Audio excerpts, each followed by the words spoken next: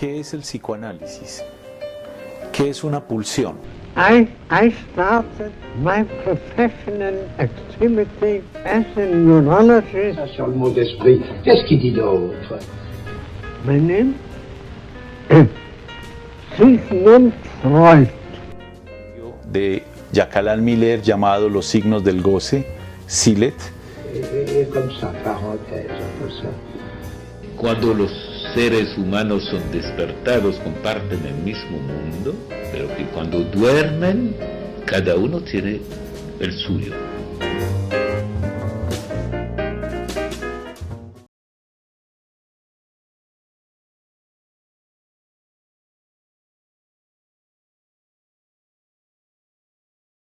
¿Cómo accedemos a él?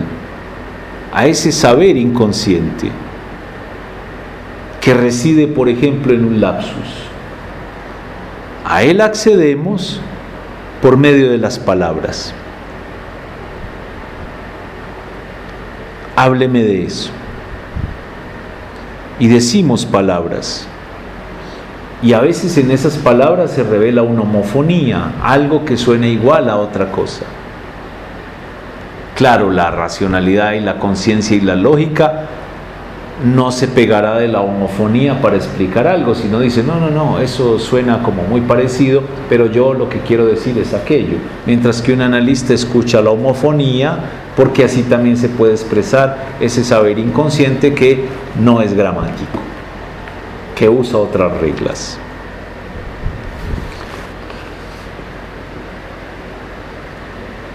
Pero sucede que podemos poner cualquier ejemplo. Tomemos el caso de un olvido que Freud tuvo y con el cual comienza la psicopatología de la vida cotidiana, y es el olvido del nombre de un pintor.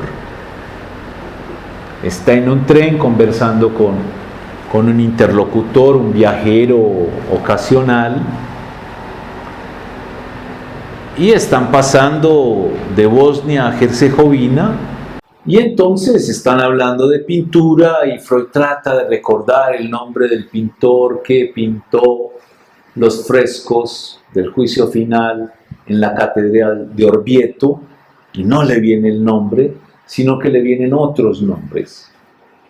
Entonces recuerda Botticelli, Boltrafio, no recuerda el nombre.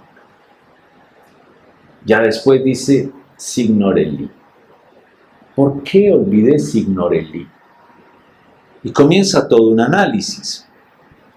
Bueno, Signorelli tiene una homofonía parcial con Botticelli, y por eso recordó Botticelli en vez de Signorelli. Fíjese que es una homofonía. El pensamiento racional no se mueve por homofonías. El inconsciente sí. Y enseguida dice, y tal vez por Botticelli asocié Boltrafio. Comienza a hacer ese análisis. Pero de pronto se da cuenta que la parte que no recordaba del nombre de Signorelli no era el Eli que estaba en Botticelli, sino Signor. Ese significante estaba reprimido. Signor. Signor en italiano es señor. Y resulta que señor es una expresión que él reprimió porque en alemán señor es Herr. Y como estaban hablando de algunas cosas también un poco más íntimas, él recordó que otro le había dicho Herr, señor, cuando las cosas sexuales no funcionan es mejor morir. Pero a él se le ocurrió que esa parte de la conversación era demasiado íntima, hablar de la sexualidad con un desconocido en un tren, Y por eso reprimió ese pensamiento, Herr, y del lado de Herr, Signor, y eso siguió. Pero Freud llega hasta un punto y dice, bueno, mi análisis llega hasta acá, ya no puedo ir más allá.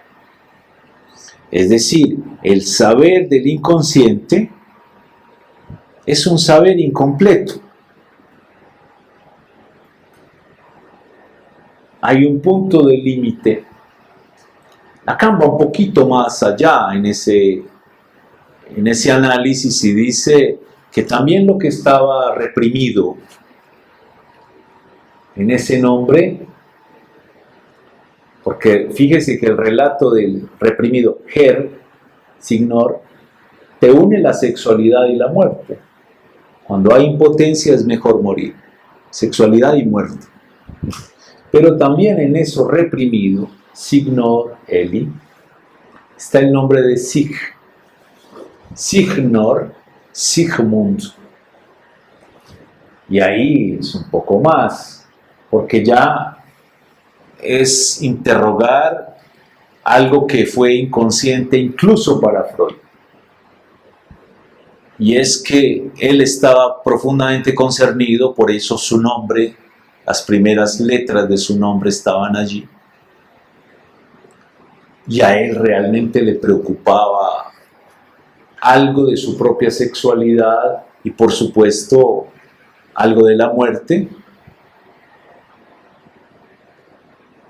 de lo cual no sabemos mucho más de lo que ahí nos deja decir, pero él armó toda una teoría sobre la muerte y toda una teoría sobre la sexualidad. ¿Por qué? Porque algo le preocupaba. Entonces fíjense que a pesar de que nosotros nos adentremos como psicoanalistas en esos significantes que se encadenan, hay un límite, hay algo que nos para. Voy a leer el último párrafo. El inconsciente es la manera en que los significantes se encadenan. No es la profundidad de su significación, sino el modo en que se articulan. Y hay que reconocer además que el inconsciente no es solo un saber, sino que es trabajador y calculador. Voy a la segunda conferencia y extraigo una primera frase. El inconsciente es un saber que no se sabe, que no tiene conocimiento de sí. ¡Qué paradoja! El saber inconsciente se desprende de la articulación de los significantes, pero no se trata de que las palabras se correspondan con nosotros, sino que se correspondan entre sí. Nosotros solo podemos seguir, y a duras penas, la correspondencia que mantienen en ellas. Por ejemplo, Signor, Sig, Herr, Signorelli, Botticelli, Voltrafio, es una palabra que se articula con otra y con otra y con otra, ignorando el sujeto, que simplemente produjo el olvido o el lapsus. Eso se articula, y eso es el inconsciente. Es un algo que se articula en significantes. Muchas veces sin sentido. Aquí esto está pleno de sentido. Imagínense, 3 pintores, Voltrafio, Botticelli, Signorelli. Para nosotros eso tiene sentido. Señor, Herr, Signor, Sig, eso tiene sentido. Pero muchas veces es algo sin sentido. Por ejemplo, en el chiste y su relación con el inconsciente, ya no en la psicopatología, hay un ejemplo muy importante al cual Freud expone y Lacan vuelve muchas veces. Y es que hay un personaje judío que es siempre como una especie de pordiosero, que siempre va donde el más rico, que es Salomón Rothschild, en Los baños de Luca, que es una pieza literaria referida por Freud. Entonces es el judío pobre y el judío rico. Y el judío pobre fue acogido, supuestamente, por el judío rico en una cena, y luego él está jactándose delante de los otros pobres amigos. Y con ironía dice, pues figúrense que Rothschild en esa cena me trató realmente de una manera muy familiar. Y eso es un neologismo, familiar. Neo, nuevo, logos, nueva palabra, pero sin sentido. ¿Por qué? Porque si usted busca en el diccionario familiar, no lo va a encontrar. Ni en alemán, ni en yiddish, ni en francés, ni en portugués, ni en español, en ningún idioma. No existe familiar. Pero es una articulación inconsciente, el inconsciente es así, produce, se expresa, por ejemplo, en frases sin sentido. Y que Freud analiza diciendo, lo que pasa es que ahí hay una condensación de dos palabras, lo cual es imposible en la conciencia. Y es la condensación entre familiar y millonario. Famili y enseguida millonario. Me trató como familionario, como trataría de familiarmente un millonario o pobre diablo como yo. ¿Cómo lo va a tratar? Pues con desprecio. O con una falsa solidaridad, caridad, justicia distributiva. ¿Ah? Y eso es un sinsentido. Así se articula el inconsciente. Por eso el sujeto no sabe que sabe eso, pero cuando lo produce y se analiza, de ahí extrae un saber que no sabía que sabía, pero que estaba implícito, latente, dice Freud, pensamiento latente, escondido en, por ejemplo, esa frase sin sentido. Ahora bien, Miller trata de argumentar que el inconsciente, como dijo en la última frase de la conferencia anterior, calcula, trabaja, no solamente es un saber. O sea, el inconsciente es un trabajador. Y como su recorrido es del saber del inconsciente, que ya sabemos que no se sabe y que sabemos algo de acá, a la causa freudiana, entonces nos va a hacer una oposición entre el inconsciente y el psicoanalista o los psicoanalistas, que es un punto clásico cuando uno comienza a adentrarse en el psicoanálisis, contar que las histéricas iban a hablar, donde Freud, producían una articulación del inconsciente, hablando de la muerte, la locura, la sexualidad, etc. Y Freud escuchaba.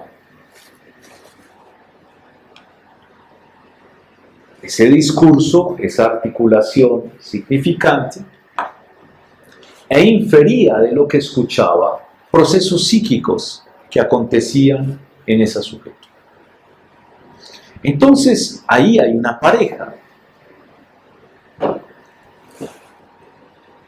El analizante, que produce ese saber del inconsciente, y el analista que lo escucha. Pero están en una situación particular, que es la sesión analítica, que es lo que nosotros llamamos la clínica psicoanalítica. Clínica viene de clínicos, que quiere decir inclinado, reclinado, por eso hay palabras como reclinomática, inclinado, que es el saber que se construía al pie del lecho del enfermo. Eso es la clínica.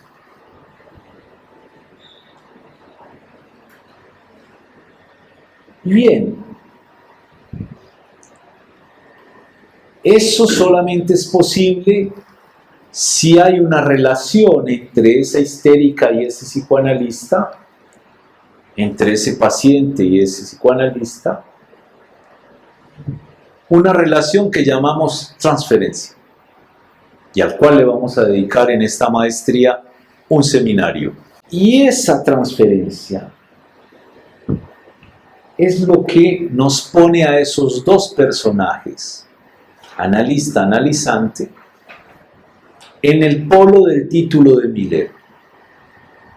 El uno del lado del saber inconsciente y el otro del lado de la causa freudiana. Y se trata de saber, se trata de entender, se trata de conocer. ¿De qué saber se trata en cada uno? En el uno, de un saber que no sabe que sabe. Por eso es muy raro cuando alguien va a ver un analista, viene y le cuenta y dice: doctor, ¿qué me pasa? O sea, le está diciendo al analista que le produzca un saber sobre eso que le pasa a él. Es una demanda. Dígame qué me pasa. ¿Cuál es mi diagnóstico? ¿Por qué esto me acontece? ¿Qué puedo hacer? Supone que el analista sabe lo que le pasa. Pero el analista sabe que ese saber que el analizante le está pidiendo está en él, en el analizante, en el paciente. Pero él no sabe que lo tiene. Eso es el inconsciente. Pero fíjese que son dos saberes distintos. El saber del inconsciente y el saber del psicoanalista. Incluso así se llama uno de los seminarios de Lacan. Y podemos ver, entonces, después voy a volver sobre este texto,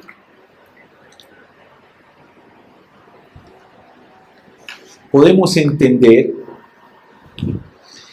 que el saber del inconsciente se articula de un modo y el saber del psicoanalista se articula de otro. Son incluso opuestos. Digamos, con Lacan, inversos. Es el revés. Porque el inconsciente se articula en un discurso que en otro seminario Lacan va a llamar el discurso del amo o el discurso del inconsciente. Hay un saber que se ordena en un discurso. Y así habla el inconsciente, como un amo. Por eso, el amo del psiquismo no es el yo, sino que hay algo que habla en él como un amo, produciéndole lapsus, haciéndolo equivocar, traicionándolo. Mientras que el psicoanalista inscribe su saber en un dispositivo discursivo tal que es el inverso del inconsciente. Podemos decir que el psicoanálisis como teoría, como tratamiento, como método, es lo inverso de cómo se estructura el inconsciente. Psicoanálisis es lo inverso del inconsciente. Está hecho para analizar el inconsciente y por eso es lo inverso, el revés. Lo vamos a demostrar con las létricas de Lacan. Pero un ejemplo preciso es esto. Mientras que el inconsciente procede, por ejemplo, en una condensación familiar millonario y produce familionario, que es un sinsentido, el analista interpreta ese lapsus haciendo el recorrido inverso a cómo el inconsciente ha trabajado, entonces en vez de condensar,